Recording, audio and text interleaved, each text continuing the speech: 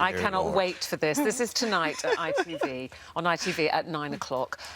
You were literally hands-on through this process. Well, you have to be. You know, if you're not, things go awry.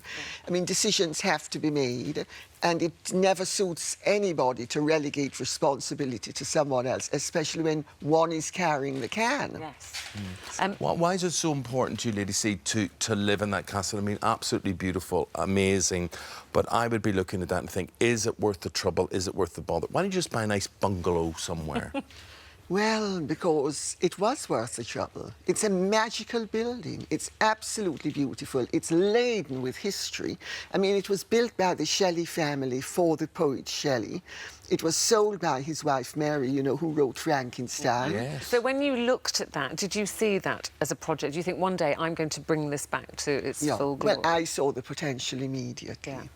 And I saw that it would be possible to do it if I got in my Jamaican workers, which I did.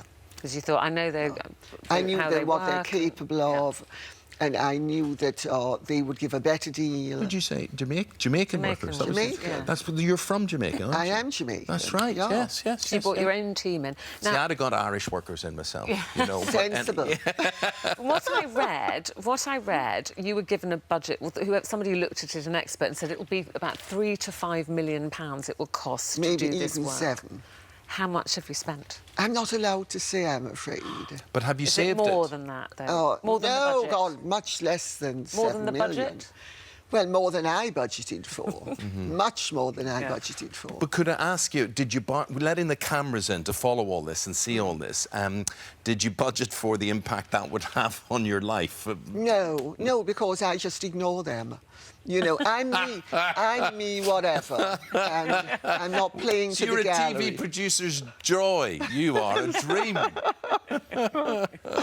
What's been the hardest part about it, and what's been the most wonderful?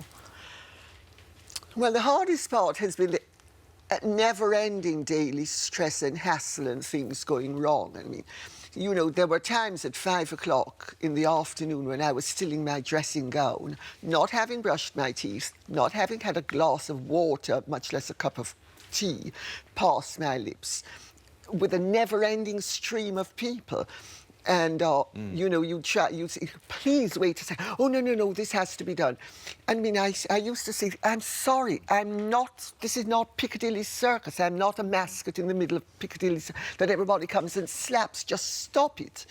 And this used to happen And you have to continue earning money. You've got to continue doing your job. Reality TV's been very good to you. And one of the programmes you undertook, it sort of does what it says on the title, and it's called Who's Doing the Dishes, right? Yes. And it's on ITV in the afternoon, and it's presented by our good friend, Brian McFadden. Yes. Did you know who he was? No, I didn't, but I have to tell you, I absolutely loved him. Do you love him? He's a darling. He is a darling. Please welcome, you said he's a great guy. He is an absolutely great guy. He's not doing the dishes. He's sitting beside you. How are we? You look... Oh, the other side. I'll Let's take be them off. balanced. How are you doing?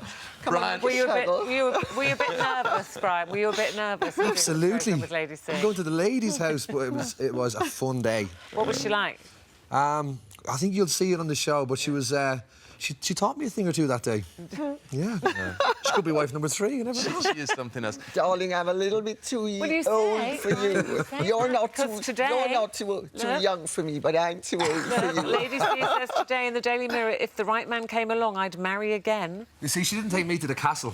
She took me to the London pad. If I'd have seen the castle, I might have been a different story, you know. So are you looking... You would be happy to marry again? Who would be your ideal man? What would he have to be like? Rich. Well, he has... Well, he has to be better off than I am, because the first time around, which is not very difficult, I've got to tell you, but the first time around, I was married for my father's money. So that's not a mistake I'd make, because men who marry women for their money are not worth having.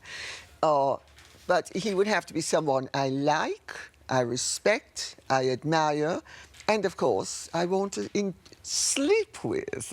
Well, So, That's a lot of ifs there. yeah, if you that think means you he's gotta fill be younger that than me. criteria, please email us this morning. send us We your would details. be delighted to hear from you. For more of the same, just click here and don't forget you can subscribe for even more of these amazing videos exclusive to our channel. Is the person we see, is the Gaz we see on Geordie Shore, is that really you, or are you playing up that character a bit? Yeah, it's not even playing up with a thing. You've got to imagine we go out for 6 nights in a week.